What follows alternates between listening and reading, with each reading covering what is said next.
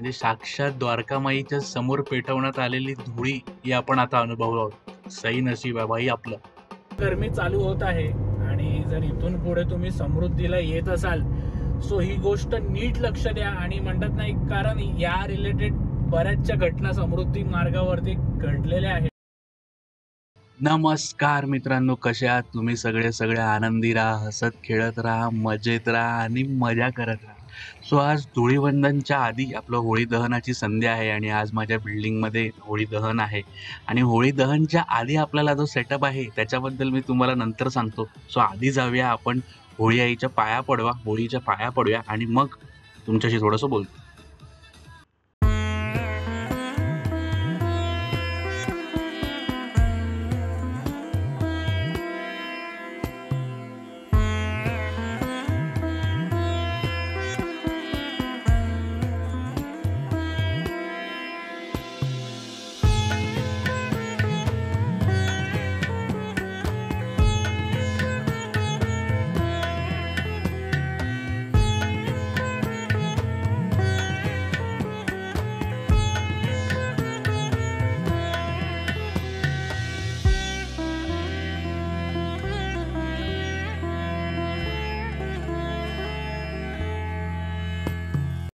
So मित्रांनो, हा जो सेटअप आपल्या समोर आहे हा रेन डान्सचा सेटअप आहे.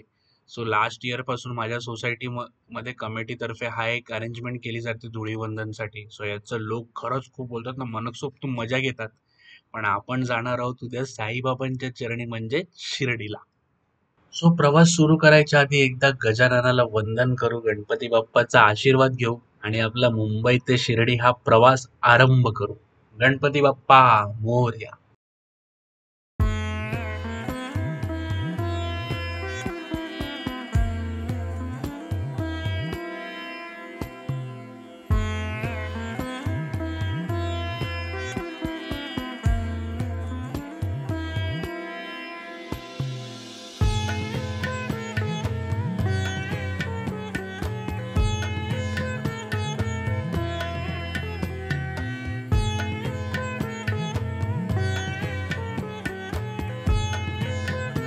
नमस्कार मित्रांनो, कसे आहात तुम्ही? सगळे आनंदी राहा, हसत खेळत राहा, मजेत राहा आणि फिरत राहा.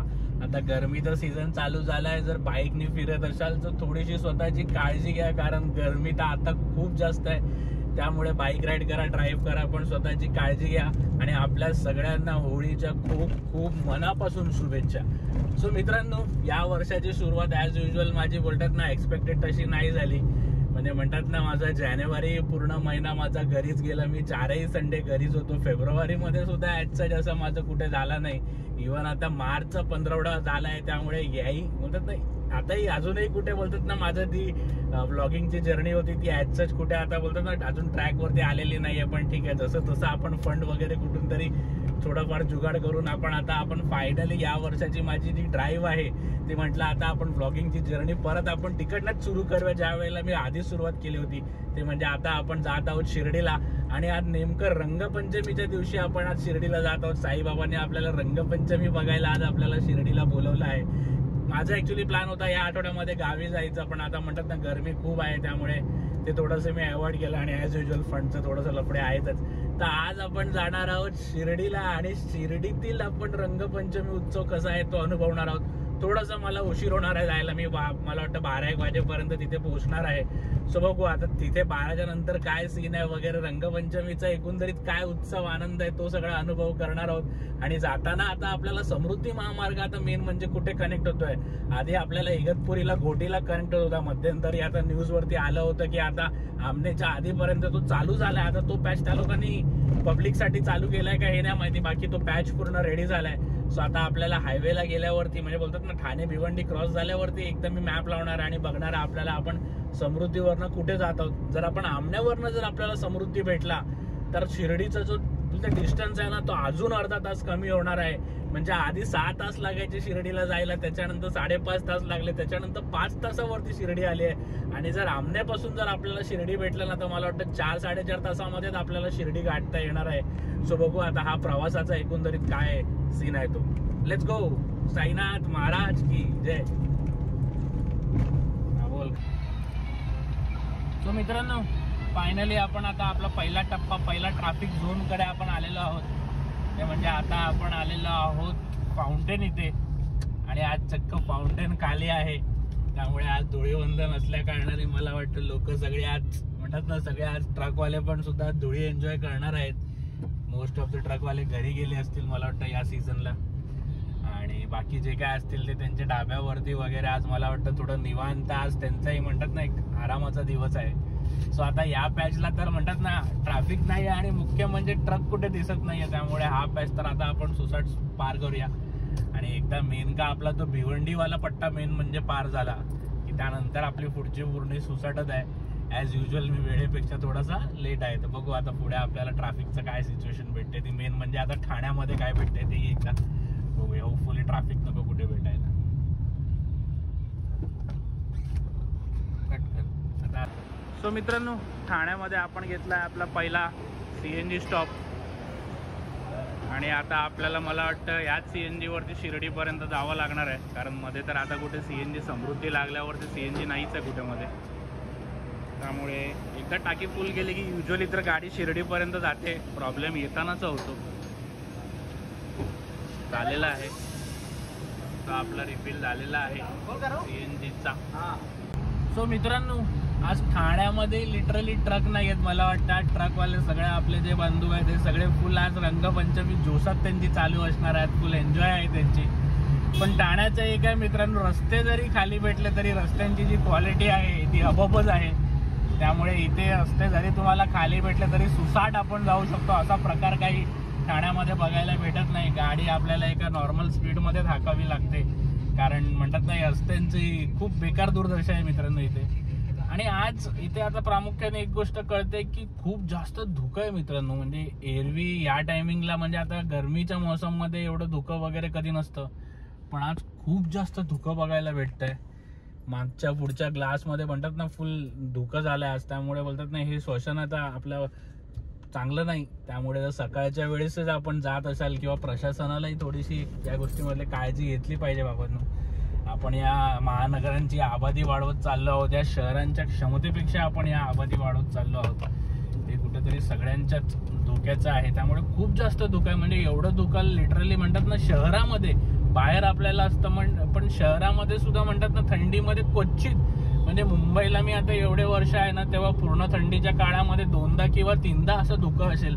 पण आता तर थंडी सोडून प्रॉपर गरमी चालू झाली आहे. त्या गरमीच्या हिशोबाने खूप जास्त म्हणजे म्हणतात ना एक प्रदूषणिक धुकं मुंबई शहरामध्ये, ठाणे शहरामध्ये बघायला भेटत आहे. भाईंदरमध्ये तीच परिस्थिती होती. भाईंदरमध्ये तर इनफॅक्ट काल संध्याकाळपासून म्हणजे माझ्या खिडकीपासून जेवढ्या लांबपर्यंत दिसतं ना शहर, त्याचं अर्ध सुद्धा शहर काल दिसत नव्हतं. त्यामुळे प्रदूषणाचं प्रकरण थोडंसं गंभीर होत आहे. So journey continue. पटकन आता आपण ठाणे आधी पार करूया. आता आपला नेक्स्ट टप्पा असेल तो माझीवाडा सर्कल. पण आपण वरणा जाणार आहोत, फ्लायओव्हर वरणा. Let's go. सो मित्रांनो, आपण जस्ट आता ठाणे क्रॉस केलेला आहे आणि आता आपण भिवंडीच्या दिशेने जो कल्याण भिवंडीचा बायपास आहे तिथे आता आपण पोहोचत आहोत. सो इथेही मित्रांनो आपण धुक्याचा प्रकार बघू शकता. म्हणजे ज्या लोकांनी रात्री या पट्ट्यामध्ये काल प्रवास केला असेल ना त्यांची मी खरंच सांगतो थोडीशी तारांबळ उडाली असेल. कारण खूप भयंकर. तिथं साईडला दाखव, साईडला किती जास्त धुकं आहे. म्हणजे म्हणतात ना एक प्रॉपर जसं एक थंडीचा जसं एक धुकं असतो ना, म्हणजे प्रॉपर एकदम थंडी जेव्हा आपल्या पीक वरती असते आणि तेव्हा जे धुकं असतं ना तसं सगळं धुकं आहे. पण थंडी अजिबात नाहीये. म्हणजे प्रॉपर गरमीच आहे. आजच्या असं कुठे थंडी नाहीये. पण हे म्हणजे बोलतात ना खूप जास्त म्हणजे म्हणतात ना एक शारीरिक दृष्टीने ही गोष्ट खरंच थोडीशी बोलतात चिंताजनक आहे. आणि मित्रांनो आता आपण हा रस्त्याचा नवीन स्वरूप बघू शकतो. हा आपला जो भिवंडी बायपास हा म्हणजे प्रॉपर किती मोठा रस्ता आहे. म्हणजे कामाला बऱ्यापैकी या पट्ट्यामध्ये तरी लास्ट वर्षापेक्षा मी जेव्हा शिर्डीला गेलो त्याच्यापेक्षा लास्ट वेळेपेक्षा तरी इथे थोडीफार चांगली प्रगती दिसत आहे. आणि एकदा का हा रस्ता पूर्ण सुसाट झाला ना की आणि समृद्धीला कनेक्ट झाला की या पट्ट्यामध्ये प्रवास करायला खरंच खूप मजा येणार आहे.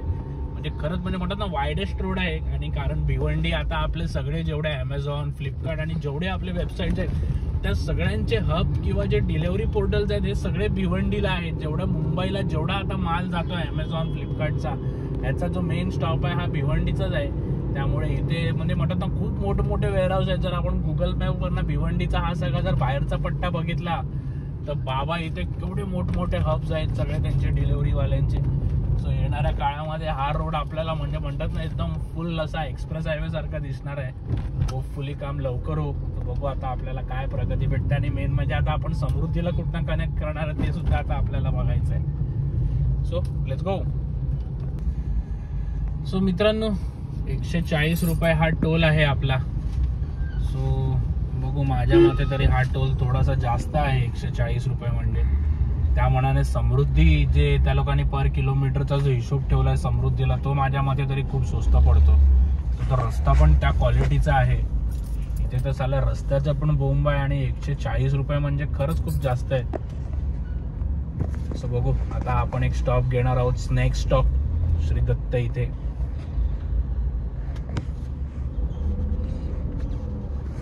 आता आपण टोल भरू आणि आपला प्रवास कायम.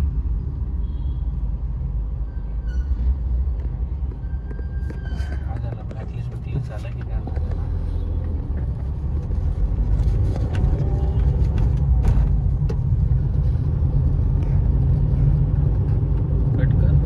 आपण जस्ट आता नाश्ता करून निघालेलो आहे. सो आज रंगपंचमी आहे आणि आज चक्क म्हणजे म्हणतात ना, मी आता आधी माझा प्लॅन होता की श्रीदत्त मध्ये आपण इगतपुरीचा जो टोल भरला त्याच्यानंतर थांबायला, पण तिथे तर लिटरली आजूबाजूची पूर्ण पार्किंग फुल होती. तिथपर्यंत गर्दी होती. आणि आता आपण ज्या हॉटेलमध्ये थांबलो होतो तिथेही गर्दी भरपूर आहे. सो एक म्हणतात ना, हाही एक वेगळा आहे की बाबा म्हणतात ना, रंगपंचमीच्या दिवशी सुद्धा आता भरपूर लोक बाहेर फिरायला निघाले आहेत. आणि या रंगपंचमीचं वैशिष्ट्य असं आहे की म्हणतात ना, एक लॉंग वीकेंड आहे, फ्रायडे सॅटर्डे संडे. आणि इगतपुरी हा जो पट्टा, इथे आपल्याला ते रूम्स बंगलोज वगैरे भेटतात. तर मला वाटतं भरपूर फ्रेंड्स, फॅमिलीज, ग्रुप्स वगैरे आज सगळे बाहेर या कारणास्तव निघालेले आहेत. पण या पट्ट्यातले, जसं मी लास्ट टाइम आता गावी जाताना आपल्याला अनुभवायला भेटलेलं की कोकणातले त्या पट्ट्यातले सगळे हॉटेल फुल होते. आपण 31st ज्या वेळेला जात होतो त्यामुळे सेम आता इथेच या पट्ट्यातल्या सगळ्या हॉटेलमध्ये म्हणजे म्हणतात ना, लिटरली वेटिंग आहे. म्हणजे तुम्हाला आतमध्ये डायरेक्ट जाऊन टेबल नाही भेटत, टेबलासाठी वेटिंग आहे. इतवर गर्दी आता आज सगळी बघायला भेटत आहे. सो धुळीवंदन निमित्त भरपूर लोक घराबाहेर पडलेली आहेत. आणि हा रस्ता मित्रांनो, आता या पट्ट्यातला रस्ताही मस्त आहे. सो आता इथून पुढे म्हणतात ना, आपला थोड्या वेळाने घाटमार्ग चालू होईल कसाऱ्याचा. त्याच्यानंतर आपण घोटीला येणार आणि घोटीवरनं फायनली आपण कनेक्ट करणार महाराष्ट्रातल्या व देशातल्या सगळ्यात मोठ्या हायवेवरती, समृद्धीवरती. सो आता वाजले आहेत 9:40. सो ॲज युजल आपण वेळेपेक्षा खूप जास्त मागे आहोत. सो बघू, आता तर प्लॅन आहे नॉनस्टॉपच जायचं. सो बघू आता आपण किती वेळात पोहोचतोय ते. Let's go.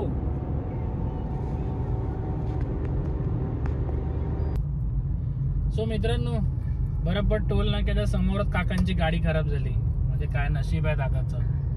सो आता आपण आलो आहोत टोल नाक्यावरती.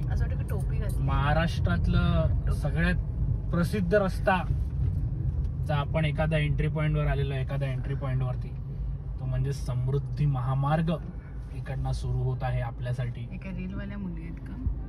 आणि आता इथे आपला चेक इन झालेला आहे आणि इथे आता पर किलोमीटर वरती आपला टोल चालू होणार आहे. आणि काही वेळेत हा रस्ता मुंबईपर्यंत ऑलमोस्ट रेडी आहे, पण आता चालू कधी होतोय देवाला माहित. सो मित्रांनो, हा प्रवास चालू झालेला आहे.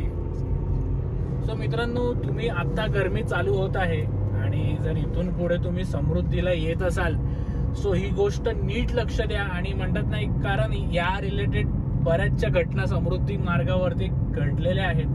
ते म्हणजे की मित्रांनो, इथे यायच्या आधी तुमच्या टायरची प्रेशर जी आहे ती नीट चेक करा. आणि तुमचा टायर म्हणजे म्हणतात ना, जर एकदम जास्त जुना असेल तर प्रयत्न करा समृद्धी महामार्गावरती येऊ नये. कारण टायर रिलेटेड बरेचसे केसेस समृद्धी महामार्गावरती झालेले आहेत. तुम्हाला युट्यूबवरती या संदर्भातले व्हिडिओ भरपूर बघायला भेटतील. कारण या रस्त्यावरती मित्रांनो म्हणतात ना, गरमीच्या वेळेस म्हणतात ना, आजूबाजूला सावळी वगैरे द्यायला काही नाही आहे आणि टायर फाटायचे भरपूर केसेस आहेत.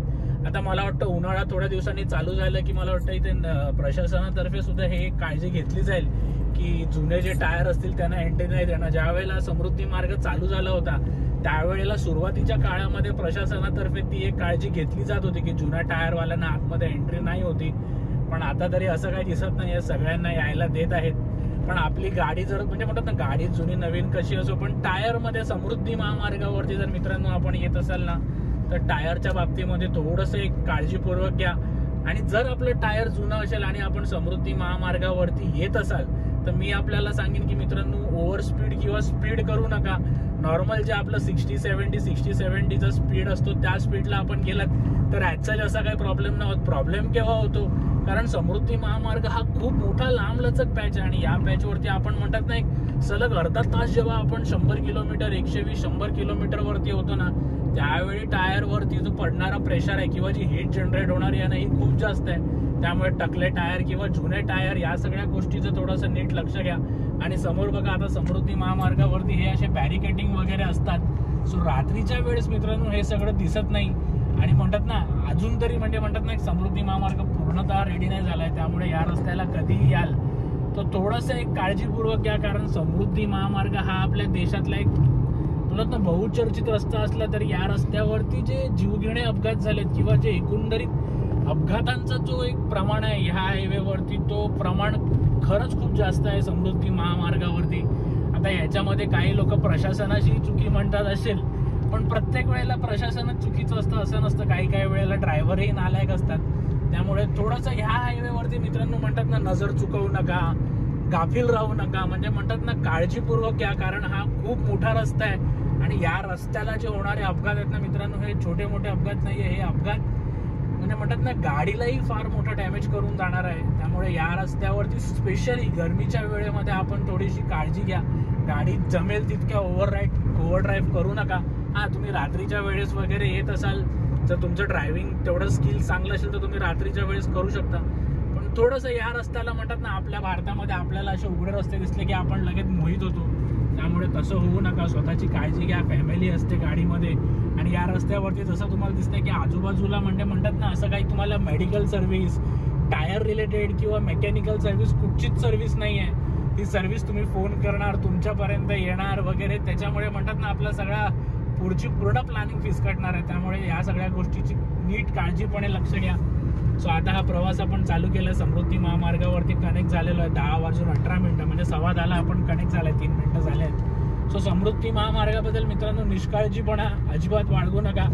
हा लवकर पोहोचवणारा रस्ता आहे, पण तितका थोडासा म्हणतात ना जीव घेणा प्रकार होऊ शकतो. सो आता आपण आपला प्रवास कंटिन्यू करूया.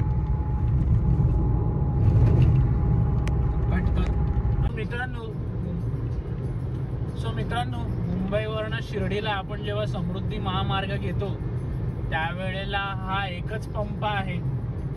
त्यामुळे हे म्हणजे मी दर व्हिडिओमध्ये सांगत आहे, पण माझे कुठचे प्रेक्षक असतील ते पहिल्यांदा व्हिडिओ बघत असतील, सो त्यांच्यासाठी ही माहिती खास करून की हा एकच म्हणजे म्हणतात ना पेट्रोल पंप आहे किंवा रिफ्रेशमेंट टॉयलेट वगैरे हा शिर्डीच्या दिशेने जायला आणि पलीकडच्या दिशेने जायला एकच आहे. सो हा एकच स्टॉप आहे. सो हा स्टॉप आपण घेऊ शकता.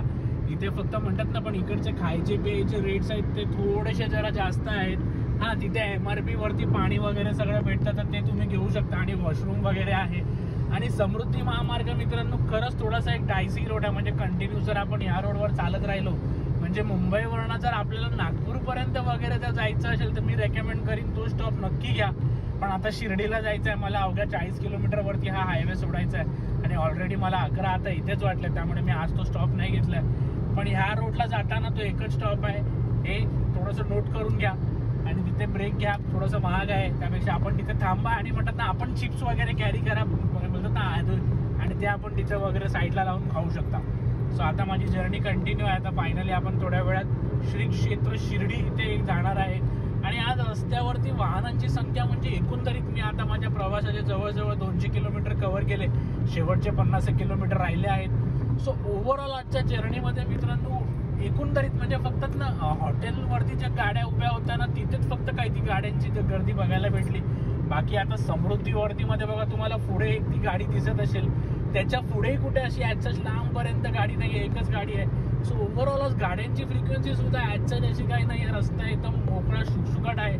सो देव करो आपल्याला उद्या घरी जातानाही असा मोकळा शुकशुकाट रस्ता भेटो आणि प्रवास आपला सुखू करो. सो आपली जर्नी कंटिन्यू. सो आता वेळ आली समृद्धीला टाटा बाय बाय करायची.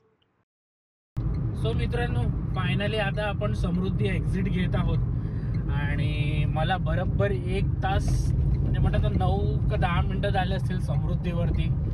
सो मित्रांनो मी माझ्या मागच्या व्हिडिओमध्ये तसं सांगितलं की आपल्या देशामध्ये असा एक रस्ता आहे की जिथे एका तासामध्ये 90 ते 100 किलोमीटर पार होतात मित्रांनो, एका तासामध्ये. आणि ह्याच्या बिलकुल विपरीत गेली 14 वर्ष आपला मुंबई गोवा हायवे हा चालू आहे.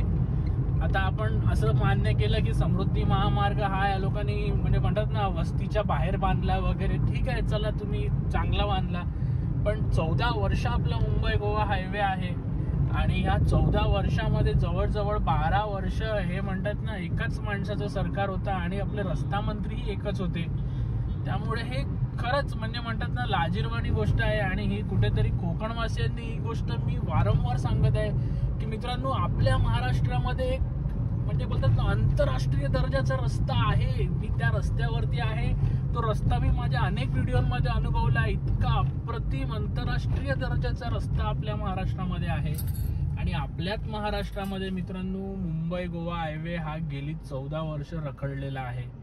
म्हणजे एकच राज्य आहे, एकच राज्य सरकार आहे आणि एक बोलतात ना कोकण पट्ट्यात आहे. म्हणजे हा आता आपण कोकण पट्ट्यातनं थोडंसं बाहेर आलो, पण असं म्हणजे म्हणतात ना महाराष्ट्रातलं एक दुसरं टोक आहे वगैरे असं काही नाहीये. म्हणजे म्हणतात ना जेमतेम एक 100-150 किलोमीटरचा एक कोकण पट्ट्याचा फरक असेल, एवढा फरक असेल.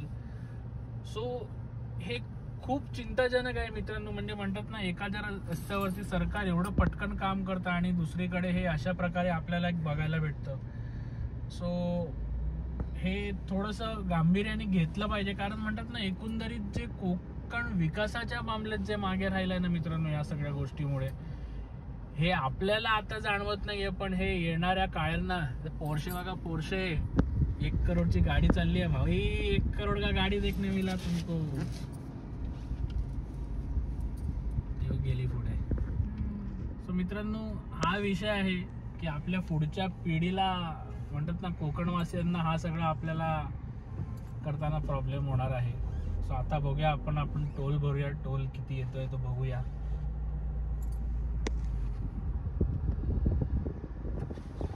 आपला टोल रेट पटकन झालेला आहे. पट्टा घातलायस ना. सो इथे आरटीओची गाडी फिरत आहे.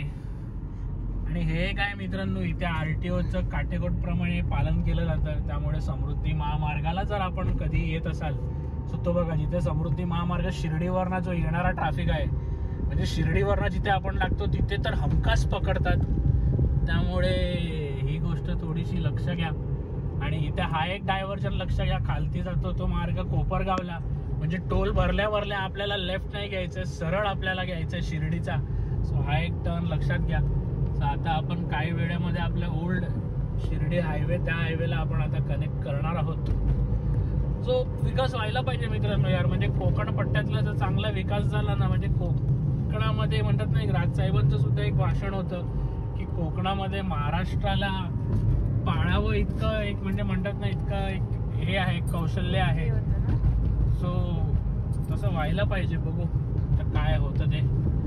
होपफुली या वर्षामध्ये तरी गडकरी साहेबांनी सांगितलं की रस्ता पूर्ण होतोय करून. सो या वर्षी गणपतीला माईट बी लोकांना म्हणजे म्हणतात ना जसं 2 वर्ष आधी 3 वर्ष आधी लिटरली लोकांचे टायर बेंड झाले होते, ती परिस्थिती आता लोकांवरती किंबहुना या वर्षी गणपतीला येऊ नये अशी देवाचरणी प्रार्थना.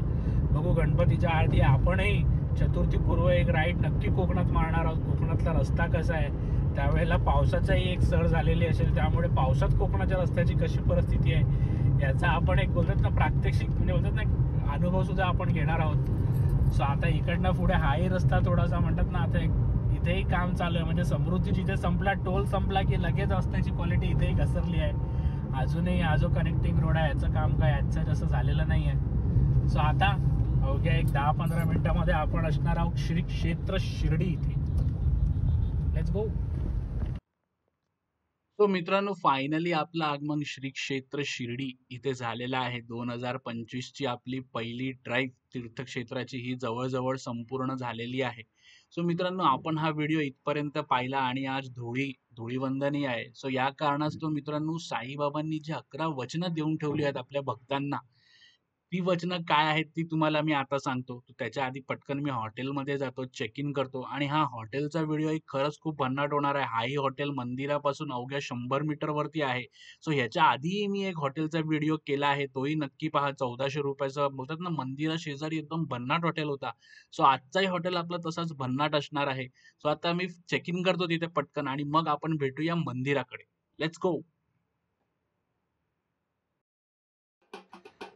सो मित्रांनो, यंदा आपल्याला बघायला भेटत आहे शिर्डी येथील होळी, म्हणजे साक्षात द्वारकामाईच्या समोर पेटवण्यात आलेली धुळी ही आपण आता अनुभवलो आहोत. सही नशीब आहे भाई आपलं.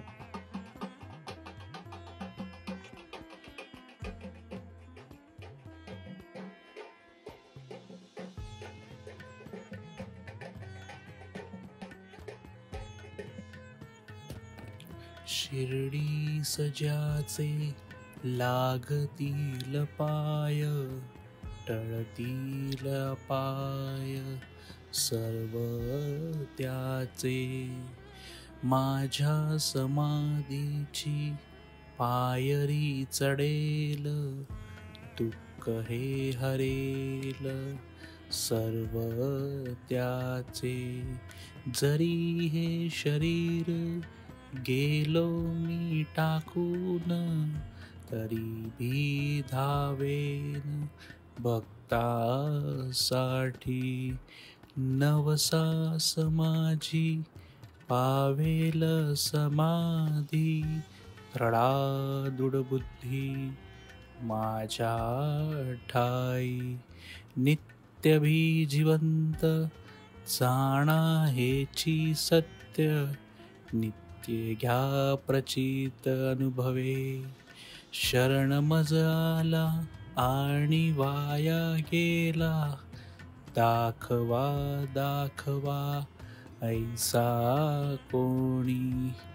जो जो मज भजे जैसा जैसा भावे, तैसा तैसा पावे मीही त्यासी.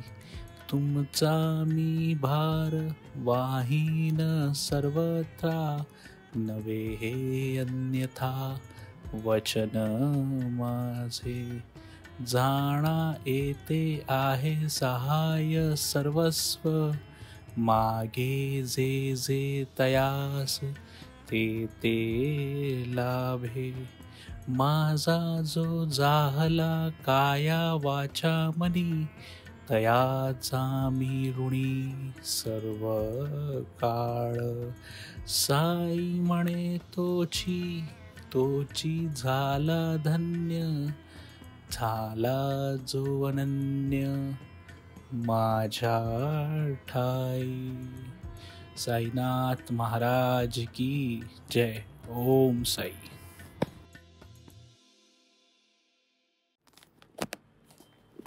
सो मित्रांनो, आपण पुन्हा एकदा आलेलो आहे आपल्या खर्चाच्या पाठीवरती आणि 2025ची ही आपली पहिली खर्चाची पार्टी आहे. याच्या आधीचा जो खर्च झाला आहे तो तर महाभयानक खर्च आहे, पण ठीक आहे. फायनली आपण आता हळूहळू ट्रॅकवरती येत आहोत. सो आता आपण सुरू करूया आपली खर्चाची पार्टी. सो आजचा जो आपला प्रवास आहे मित्रांनो, तो आहे मुंबई शिर्डी मुंबई, म्हणजे त्याच्यामध्ये मी शिर्डीला एक दिवस स्टेही केला आहे. सो आजच्या आपल्या प्रवासाचं एकूण अंतर आहे हा आहे 476 किलोमीटर. आपण एकूण प्रवास केला आहे, म्हणजे येऊन जाऊन दोन्ही. आणि याच्यामधले जो मुख्य आपला जो प्रवास होता हा आपण केला आहे समृद्धी महामार्ग इकडनं. सो आता बघूया पुढचा हिशोब. सो मित्रांनो, कुठच्याही प्रवासामध्ये मेन खर्च जो असतो तो असतो पेट्रोलचा. पण आता जेव्हा समृद्धी महामार्गासारखं रोड आपण जेव्हा आपल्या प्रवासामध्ये जोडतो, त्यावेळेला मुख्य खर्च हा पेट्रोल आणि टोल हाही होऊन जातो. सो पेट्रोल तर ठीक आहे, आपण म्हणजे बोलतात ना, समृद्धी नाही घेतला असता तरी आपल्याला लागला असता. सो आता आपण बघूया आधी टोलचा किती खर्च झाला आहे तो. सो टोल मित्रांनो 2च लागले, इगतपुरी आणि समृद्धी. म्हणजे जातानाही तेवढेच लागले आणि येतानाही 2 टोल लागले. अमाऊंट तीच होती, ₹140 इगतपुरीचा टोल होता आणि समृद्धीचा हा आपला पर किलोमीटरचा हिशोब आहे, तो आपल्याला माहितीच असेल. सो टोलचा एकूण खर्च मित्रांनो जो झाला माझा ₹640. सो किलोमीटर जर आपण भागिले केले किती किलोमीटरवरती आपण किती टोल भरला, सो पर किलोमीटरला म्हणजे घरातनं निघाल्यापासून ते परत घरी येईपर्यंत म्हणजे शिर्डीला जाऊन येऊन एकूण किलोमीटर वाईज जर मी बघितलं तर ₹1.35 मी पर किलोमीटरचा टोल दिला आहे मित्रांनो. ठाणे ते शिर्डी आणि परत शिर्डी ते ठाणे याचं. सो हा तर झाला आता आपला टोलचा भाग. आता बघूया दुसरा आपला मेन खर्च, तो म्हणजे आहे पेट्रोलचा. सो पेट्रोलचा मित्रांनो मी 2 रिफिल केले CNGचे आणि पेट्रोलचा मला 1 रिफिल करावा लागला, कारण ॲज युजुअल शिर्डीमध्ये पेट्रोल CNGचा थोडासा प्रॉब्लेमच आहे.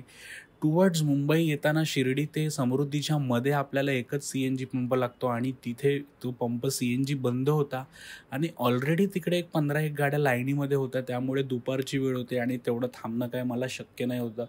सो मी शिर्डीवरनं निघताना मित्रांनो मी 11.5 लिटर जवळजवळ ₹1200 मी पेट्रोल टाकलं होतं गाडीला आणि त्यानंतर आमनेला जे माझं गुजरात गॅस आहे तिथे लास्ट टाईम पण मी रिफिल केलं होतं, तिथे मी रिफिल केलं. सो CNG आणि पेट्रोल एकूण जर मी खर्च बघितला तर सुमारे ₹2,400 मी खर्च केला. पण आता ह्यात एक कॅच अशी आहे मित्रांनो की हे पूर्ण म्हणजे जेव्हा मी घरी आलो त्यावेळेला असंही नाही होतं की माझं पेट्रोल पूर्णपणे संपलं आहे आणि नाही माझं CNG पूर्णपणे संपलं आहे.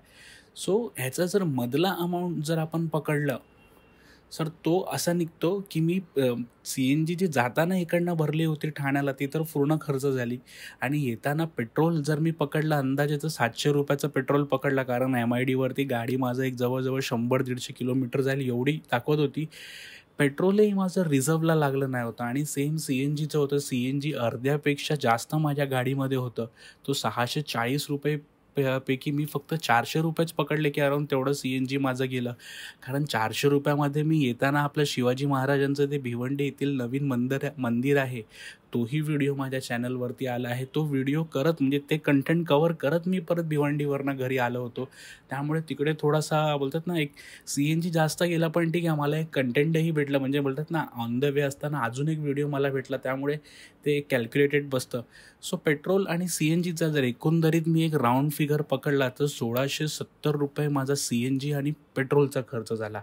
आता पुढे वळूया आपल्या खाण्यापिण्या आणि राहण्याच्या खर्चावरती. सो घरातनं निघताना मित्रांनो सकाळी आम्ही 6 वाजता निघालो होतो, तर आजचं जसं काय आम्ही हेवी नाश्ता नाही केला होता. सो इगतपुरीच्या आधी दळवी दरबार करून एक हॉटेल आहे, तिकडे आम्ही ब्रेकफास्ट केला होता दोघांसाठी. सो तिथे ₹250 आणि रात्रीचं जे आमचं शिर्डीचं जेवण होतं हे आम्ही संस्थानाचं जे प्रसादालय आहे त्याचं एक VIP पासेस असतात. म्हणजे आपण जी नेहमी जी रांग लागते तिकडे नाही, तर ₹50 कुपन देऊन आपण VIPमध्ये बसू शकतो. सो तेवढंच मित्रांनो आपल्याकडनं संस्थानाला एक दानधर्म होता म्हणून युजुअली मी ही एक टेक्निक वापरतो. सो ₹100 तिथे खर्च झाला आणि माझं दुसऱ्या दिवशीचं सकाळचं ब्रेकफास्ट हे माझ्या हॉटेलच्या रेटमध्येच इन्क्लूड होतं. सो यावेळेचं जे माझं हॉटेल आहे ते होतं हॉटेल ॲबिगेल रिजन्सी आणि हॉटेलचे जे रूम चार्जेस होते ते होते ₹1,800. ब्रेकफास्ट इन्क्लूड होतं. मित्रांनो मी खरं सांगतो हॉटेल खरंच खूप भन्नाट होतं. म्हणजे ₹1,800 जे काही अनुभव करायला भेटला ना मित्रांनो ते खरंच खूप सही होतं. म्हणजे म्हणतात ना ₹1,800 वर्थ होते. जेवणाची चव म्हणजे नाश्त्याची चव, नाश्त्याला व्हेरायटी म्हणजे पोहे, उपमा होतं, इडली होतं, त्याच्यानंतर मेंदूवडा होतं, शीरकुर्मा होतं, बोलतात ना अप्पम होतं, त्याच्यानंतर तुमचं मँगो ज्यूस होतं, चहा, कॉफी, म्हणजे म्हणतात ना प्रॉपर जे एका हॉटेलमध्ये बुफेसारखं ब्रेकफास्ट होता तो होता. त्यामुळे हॉटेल स्टे वगैरे ₹1,800. ॲबिगेल रिजन्सी हा हॉटेल खरंच सही आहे. ह्याच्यावरती आता माझा व्हिडिओ ह्याच्यानंतर येणार आहे, त्यामुळे चॅनलशी कनेक्टेड राहा. सो हॉटेल आणि स्टेचा जो खर्च आहे तो माझा ₹2,125 झाला. सो आता बघूया एकूण खर्च किती झाला. सो टोलचा आपला झाला ₹640, CNG आणि पेट्रोलचा झाला ₹1,670. आता हे अमाऊंट मी तेच सांगतो की माझी गाडी बोलतात ना असं नाही होतं की मी घरी आल्यावरती माझं सगळं CNG आणि पेट्रोल संपलं होतं. सो जेवढं मी खर्च झालं माझं इथपर्यंत यायला त्याची एक ती अमाऊंट आहे आणि फूड आणि स्टे राहण्या-खाण्यामागे आपला खर्च झाला ₹2,125. सो एकूण खर्च मित्रांनो दोघांचा झाला ₹4,460. सो एका माणसाचा पर पर्सनचा खर्च जर आपण बघितला तर तो झाला आहे ₹2,230.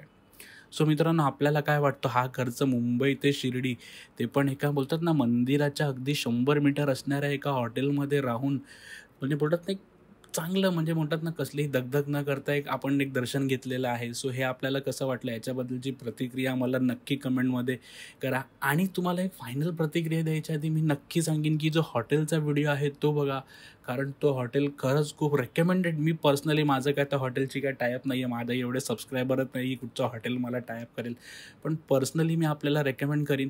आणि हा जो हॉटेल आहे हा विदाऊट ब्रेकफास्ट जर आपण गेलो तर ₹1400 आपल्याला पडतो. सो आम्ही 2 जण होतो, त्यामुळे म्हटलं ठीक आहे 2 जण ब्रेकफास्ट आपण करू, त्यामुळे तेवढं काय एवढं टेन्शन नाही आहे. सो बघू आता तुम्हाला किती वाटलं, हे एकंदरीत कसं वाटलं ह्याचं मला कमेंटमध्ये नक्की सांगा. सो धन्यवाद मित्रांनो या व्हिडिओशी कनेक्ट केल्याबद्दल. आता ह्याचा पुढचा आपला जो व्हिडिओ आहे तो आहे आपण ॲबिगेल रिजन्सी या हॉटेलची पूर्ण तुम्हाला माहिती देणार आहे मी. धन्यवाद.